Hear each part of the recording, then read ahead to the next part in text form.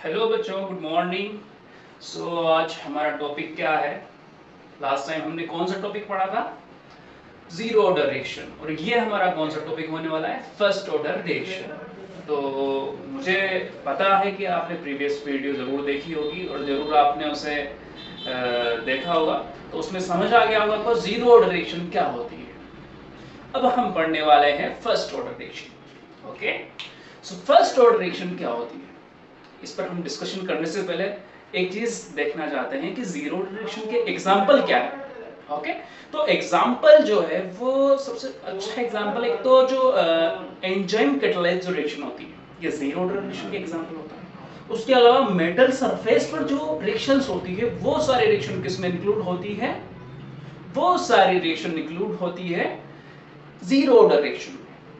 For example, decomposition of ammonia on the surface of hot platinum at high pressure। यानी जब ammonia का decomposition nitrogen और hydrogen में होता है इसके प्लेटिनम के सरफेस पर, तो ये रिएक्शन जीरो होती है। हमने क्या पढ़ा है कि order of the reaction is theoretical concept, ये कोई रियल नहीं है, थ्योरेटिकल कॉन्सेप्ट है जो देखने पर सीम्स हमें लगता है कि हाँ ये रिएक्शन इस ऑर्डर की होगी, लेकिन एक्चुअली में वो उस ऑर्डर की नहीं होती क्योंकि थ्योरेटिकल कॉन्सेप्ट है। क्लियर है यहाँ तक?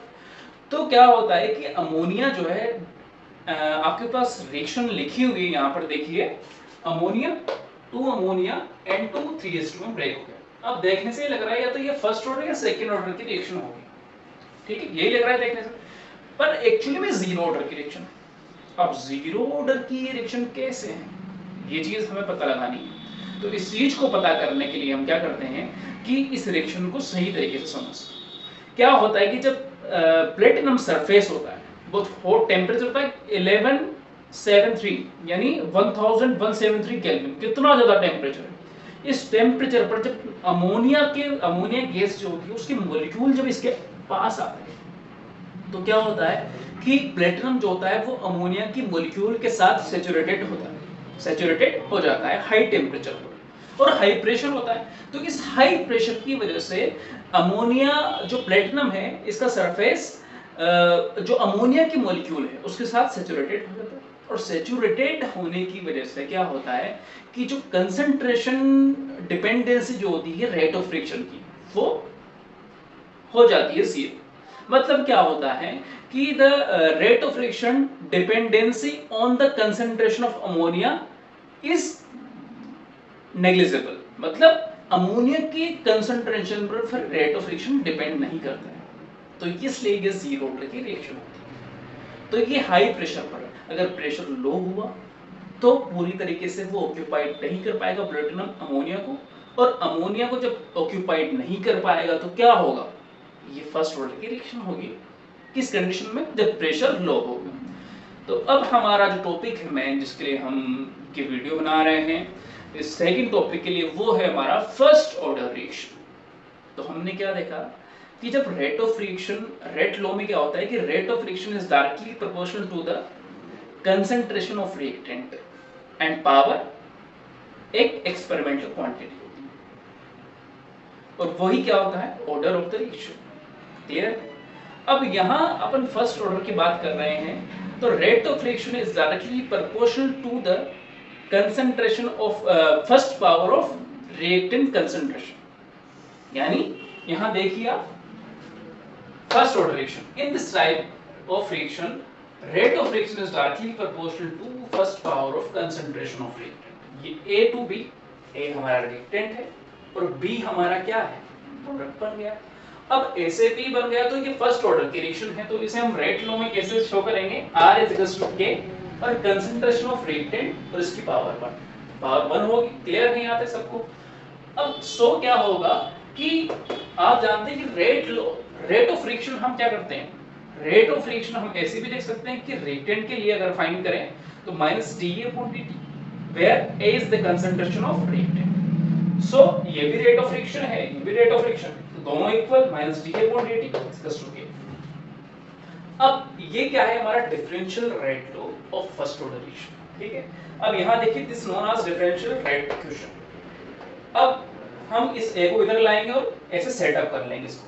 क्लियर है? ये तो नोन है सबको यार, इजीली आ जाता है सबको। अब क्या करेंगे हम, क्या करेंगे, इंटीग्रेटिंग बोथ साइड, हम दोनों तरफ क्या करेंगे, इंटीग्रेट कर देंगे। तो दोनों तरफ जब हम इंटीग्रेट करेंगे और लिमिट याद रखना, limit a naught to 80। a naught क्या है, रिएक्टेंट की कंसंट्रेशन इनिशियल, ठीक है, और 80 क्या है, रिएक्टेंट की कंसंट्रेशन टाइम t पर, और इधर 0 टू t होगा, टाइम 0 टाइम t। क्लियर है? अब क्या होगा, इसका इंटीग्रेट कर देते हैं तो 1/x dx उसी फॉर्म में ही है, इसका इंटीग्रेशन करते हैं तो log x यानी ln x आता है, ठीक है, ये आता है, तो वही आएगा ln a और लिमिट a नोट टू 80 और k और dt का t कांस्टेंट है, बाहर आ जाएगा। अब क्या होगा एक्चुअली में 0 to t ln a naught minus 80, ठीक है, ln a naught minus 80 is equals to 80। इसे हम सोल्व कर लेंगे और ये वैल्यू हमें मिलेगी। This is the integrating rate law of first order reaction. ये हमारा क्या है, फर्स्ट ऑर्डर रिएक्शन का इंटीग्रेटेड रेट। अब इसे कई सारे टाइप्स में हम लिख सकते हैं, वेरियस फॉर्म्स में हम इसे लिख सकते हैं और वेरियस ग्राफ हम इंक्लूड कर सकते हैं। तो हम देखने वाले हैं इसके बाद। हम प्रीवियस वीडियो में देख चुके हैं कि फर्स्ट ऑर्डर रिएक्शन जो होती है उसका इक्वेशन किस टाइप से क्या होता है, जो लॉग की फॉर्म में हमने इंटीग्रेटेड रेट लॉ जो निकाला उसका फॉर्म हमने लिखा था लास्ट टाइम। अब ये जो फॉर्म है next ln a naught minus ln at is equals to k, ये फॉर्म हमने देखा था वहां पर। अब नेक्स्ट टाइम हम देखते हैं कि log a minus log b, log a minus log b, log a upon b ये होता है। सो ln at हमने क्या किया, माइनस कॉमन ले लिया, तो माइनस कॉमन लेते ही क्या होगा कि माइनस कॉमन लेके उधर भेज दिया, तो ये ln at minus a note यानी ln at upon a note, log a minus log b, log a upon b वही चीज है। सो at इज इक्वल्स टू, अब जब भी log e क्या है, ln क्या है, ln is a log base. ये जो ln आप यहाँ शो हो रहा है, ln क्या है, log base. log base e का मतलब क्या है कि जब ln हटता है, जब ln हम यहाँ से रिमूव करेंगे तो सामने इक्वल वाली जो वैल्यू है वो e2 पावर में पहुंच जाती है। वही चीज यहाँ पर हुई, क्या हुआ, ln यानी at इज इक्वल्स टू, मतलब ln हटा तो at upon a naught is equals to e2 power minus kt। अब at अपॉन a नोट है यहाँ पर, तो at is equals to a naught e2 power minus kt। Simplify यार, ये तो इतनी सी चीज हम सब सिंपल करना जानते हैं इक्वली। क्लियर है? तो अब देखते हैं हम, and also ln a naught upon at। अब देखिए यहाँ पर ln a naught upon at is equals to kt, दूसरी फॉर्म हम इस इक्वेशन की फाइंड करना जा रहे हैं। Okay, so ln log base e, अब log बेस 10 बनाना है तो क्या करते हैं, 2.303 से मल्टीप्लाई कर देते हैं log बेस 10 करके, वही किया 2.303 log base 10 a naught upon at is equals to kt। Clear है? तो ये फॉर्म आपको वेरियस पता होना चाहिए फॉर टाइम इंटरवल। अब हम देखेंगे कि अगर टाइम इंटरवल गिवन हो, जैसे t1 से t2, जैसे 5 मिनट पर रिएक्शन की कंसंट्रेशन, रिएक्टेंट की कंसंट्रेशन इतनी थी। अब 10 मिनट के बाद रिएक्टेंट की जो कंसंट्रेशन है वो कितनी हो जाती है, इतनी हो जाती है। तो टाइम इंटरवल हमें गिवन है 5 to 10। तो इसके बीच आपको अगर फर्स्ट ऑर्डर की रिएक्शन है उसके लिए आपको अगर वैल्यूज फाइंड करनी हो तो क्या करेंगे, वही चीज हम देखेंगे फॉर टाइम इंटरवल। अगर t1 to t2 टाइम है और कंसंट्रेशन a1 से a2 हो जा रही है तो क्या होगा, ln a naught upon at is equals to kt। देखा है आपने last time, sorry last previous video में भी देखा और यहाँ भी ये लिखा हुआ है ln इज इक्वल्स टू, अब a नोट क्या है, a naught is initial concentration. अब इनिशियल कंसंट्रेशन यहाँ पर a नोट है, ठीक है, तो a और at क्या है, टाइम t पर कंसंट्रेशन यानी आफ्टर सेकंड टाइम पर, ठीक है। तो ये फाइनल कंसंट्रेशन है a2 इस टाइम इंटरवल की। Okay, so a2 is equals to k और t t is the t minus 0, यही था ना वहां पे इंटीग्रेटेड जब किया था t माइनस 0, t क्या है t माइनस 0, t टाइम और 0 जो है वो इनिशियल टाइम था, तो ये फाइनल टाइम, ये initial time t2 minus t, तो ये हमारा टाइम इंटरवल के लिए इक्वेशन हो जाएगा फर्स्ट ऑर्डर रिएक्शन। क्लियर है? अब half life for first order reaction. अब हम, ये बहुत इंपॉर्टेंट है बच्चों कि हाफ लाइफ रिएक्शन अगर आप फाइंड करो किसी भी ऑर्डर की रिएक्शन के लिए, तो क्या होता है, ये हाफ लाइफ जो टाइम है ये क्या है, what is the half life? Half life at which initial concentration, मतलब क्या होता है कि जो इनिशियल जो रिएक्टेंट की कंसंट्रेशन होती है वो हाफ हो जाती है, यानी जब टाइम हाफ हो जाता है, यानी हाफ लाइफ हो जाती है, t is equal to t half, तो जो रिएक्टेंट की कंसंट्रेशन है वो हाफ रिएक्टेंट जो होता है वो रिड्यूस्ड हो जाता है, ठीक है?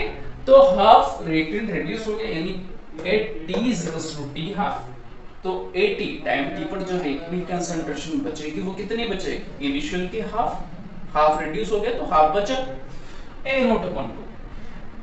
अब इस इक्वेशन में पुट करने वाले हैं a naught 80 is equal to ln a naught तो वही रहेगा, टाइम t पर कंसंट्रेशन कितनी बची, 80 अपॉन 2, यही बची ना, यही देखा आपने, तो ये a नॉट से a नॉट कैंसिल आउट होके ln 2 बचेगा, फाइनली t हाफ जो आएगा वो 0.693 अपॉन किया है। अब यहाँ से काफी एक अच्छी बहुत बेहतरीन बात आपको सीखने को मिलेगी, यहाँ पर क्या मिलेगी, चलो देखते हैं। यह आपको सीखने को क्या मिल रहा है कि जो हाफ लाइफ है फर्स्ट ऑर्डर रिएक्शन की वो क्या है, 0.693 अपॉन के, यानी हाफ लाइफ जो है डिपेंड कर रही है 0.693 कांस्टेंट वैल्यू के, क्या है रेट कांस्टेंट, ये भी कांस्टेंट वैल्यू है। इसका मतलब ये हो गया कि t हाफ जो है किसकी, फर्स्ट ऑर्डर रिएक्शन की, वो डिपेंड करती है रेट कांस्टेंट, यानी ये कांस्टेंट वैल्यू है। अब हमने फर्स्ट, याद करो जीरो ऑर्डर रिएक्शन में t हाफ जब फाइंड किया था तो वहां क्या मिला था, वहां पर जो इनिशियल कंसंट्रेशन थी उसके प्रोपोर्शनल था हाफ लाइफ, यानी इनिशियल कंसंट्रेशन जितनी ज्यादा होगी हाफ लाइफ उतनी ज्यादा होगी। लेकिन फर्स्ट ऑर्डर रिएक्शन में क्या होता है, फर्स्ट ऑर्डर रिएक्शन में ये होता है कि t हाफ जो है does not depend on initial concentration, ये कांस्टेंट वैल्यू है, ठीक है? तो आपको ये चीज क्लियर रखना है कि फर्स्ट ऑर्डर रिएक्शन में t हाफ कांस्टेंट हमें मिलता है। तो अब नेक्स्ट हम पढ़ने वाले हैं कि t हाफ तो हो गया, t 100% क्या होगा इसके, तो वो हम पढ़ने वाले हैं नेक्स्ट।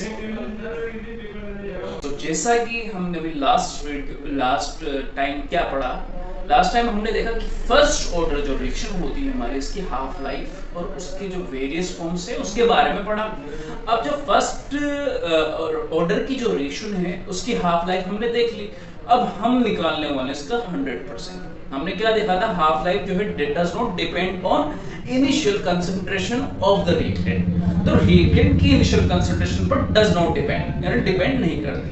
और क्या होता है 0.693 अपॉन के, ये आपको क्लियर याद रखना है। ओके, सो नेक्स्ट टाइम हम स्टार्ट करते हैं t 100%, when t is equals to t 100%। जब हमारा टाइम 100% हो जाता है, यानी रिएक्शन हमारी कंप्लीट हो जाती है, तो पूरा जो रिएक्टेंट है वो कन्वर्ट हो गया किसमें, प्रोडक्ट में। पूरा रिएक्टेंट हमारा प्रोडक्ट में कन्वर्ट हो चुका है, इसका मतलब हमारा रिएक्टेंट का जो कंसंट्रेशन है कितना बचा, 0 बचा ना, तो 0 कंसंट्रेशन हमारा बचा। तो यहाँ देखिए आप t is equals to t 100% at 80 is equals to 0। Okay, so ln is equals to a naught upon 80, t क्या है 0 बचा, is equals to k t 100%। अब जब किसी भी वैल्यू को हम 0 से डिवाइड करते हैं, किसी भी वैल्यू को हम 0 से डिवाइड करते हैं तो क्या आता है, इनफाइनाइट, और log इनफाइनाइट यानी log बेस e इनफाइनाइट की वैल्यू इनफाइनाइट होती है। इसका मतलब आप क्या करोगे कि t 100% is equal to infinite upon k. अब इनफाइनाइट को आप किसी भी वैल्यू से डिवाइड करो यार, आएगा तो इनफाइनाइट, क्योंकि तो इनफाइनाइट है उसकी कोई क्वांटिटी ही नहीं है। इसका मतलब ये हुआ कि t 100% हमारे पास इनफाइनाइट है। अब इनफाइनाइट आया इसका मतलब क्या हुआ? इसका मतलब तो ये हुआ कि ये रिएक्शन हमारी कंप्लीट हो ही नहीं रही, यानी T 100% तो इनफाइनाइट है, यानी पता नहीं कहाँ मिलेगा T 100%। तो ये रिएक्शन हमारी कंप्लीट नहीं हो रही है, मतलब ये रिएक्शन कभी भी कंप्लीट नहीं होगी, ठीक है। और इसके लिए जब हम T 75% फाइंड करते हैं तो 2 मल्टीप्लाई T हाफ, यानी T हाफ का ट्वाइस आता है। ये आपको क्लियर रखना है, माइंड में रखना है। अब हम आते हैं हमारे ग्राफ्स पर। तो ग्राफ्स क्या है? हमने जो रिलेशन देखे इनके बीच हम ग्राफ बनाएंगे, ग्राफ प्लॉट करेंगे और ग्राफ से कैसे हम स्टडी करेंगे उनके बारे में, फर्स्ट ऑर्डर की रिलेशन के बारे में, ठीक है।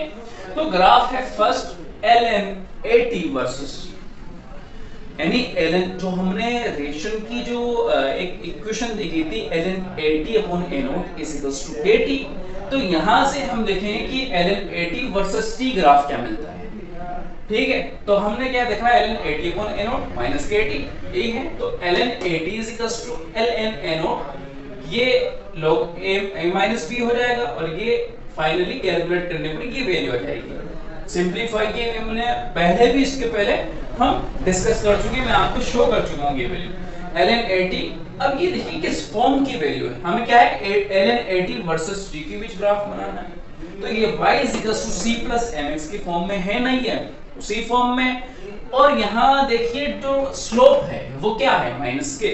स्लोप क्या है, माइनस के, ठीक है। तो यहाँ हम ग्राफ प्लॉट करने वाले हैं, x एक्सिस पर हम लेने वाले हैं टाइम t और y एक्सिस पर लेने वाले हैं log t। ले लिया x एक्सिस पर, y एक्सिस पर।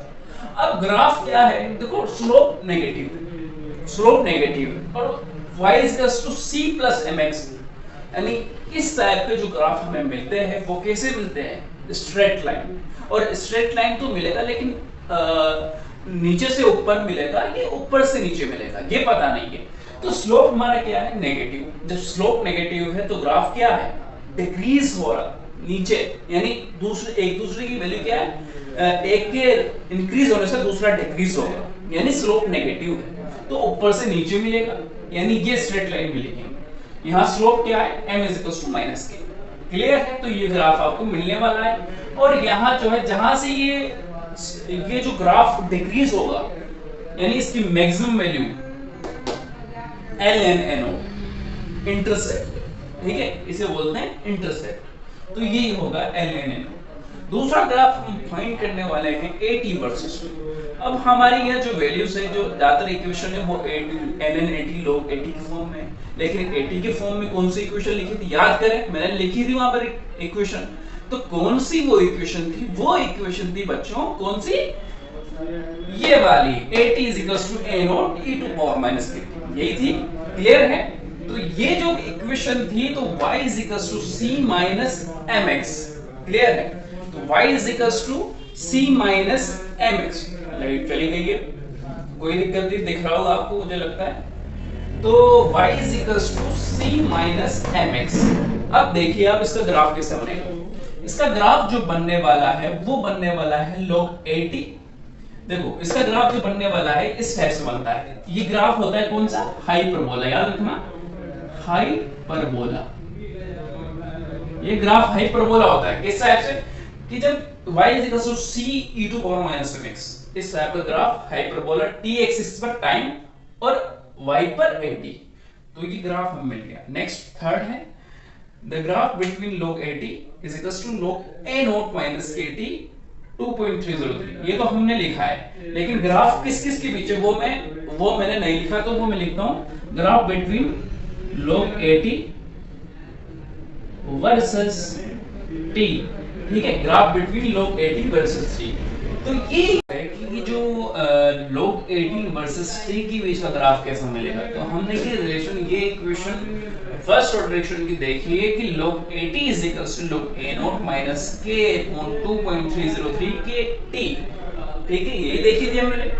अब बेटा देखिए कि यहाँ t पर हम x एक्सिस पर ले लेते हैं और y पर log AT, तो इंटरसेप्ट यहाँ log a0। अब स्लोप नेगेटिव है, जब स्लोप नेगेटिव होता है तो स्ट्रेट लाइन मिलेगी, mx की फॉर्म में स्ट्रेट लाइन मिलेगी और स्लोप नेगेटिव, तो ये ग्राफ में मिल जाएगा, क्लियर है। तो यह स्लोप आपको याद रखना है। तो ग्राफ आपको क्लियर है। अब हम नेक्स्टली इसके पढ़ने वाले हैं कि जो जर्नल इक्वेशन होती है वो क्या होती है, और जर्नल के बाद मैं एक सबसे शानदार रिलेशन आपको बताने वाला